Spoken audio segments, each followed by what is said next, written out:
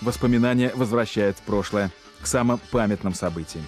Так еще в студенческие годы на международном фестивале молодежи и студентов в Гаване Мурат Зязиков был делегатом от Ингушетии.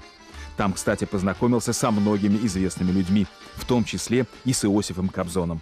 Потом написал книгу о своих впечатлениях. И, конечно, Зязиков далеко не случайный человек, который появился в этой республике.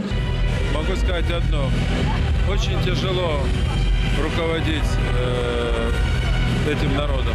Очень тяжело. Потому что каждый ингуш – это характер. Каждый ингуш – это тейп, это родственные связи, это биография и так далее. Поэтому очень сложно быть руководителем этого народа и представлять его. Поэтому я желаю 50-летию хороший возраст, хороший. Я бы с удовольствием в этот возраст вернулся, но мне гораздо больше, я уже перешел в категорию аксакалов. Я могу пожелать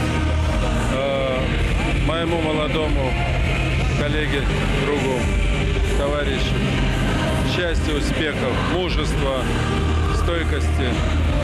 А самое главное, пожелать ингушскому народу благополучия и процветания. Он достоин этого.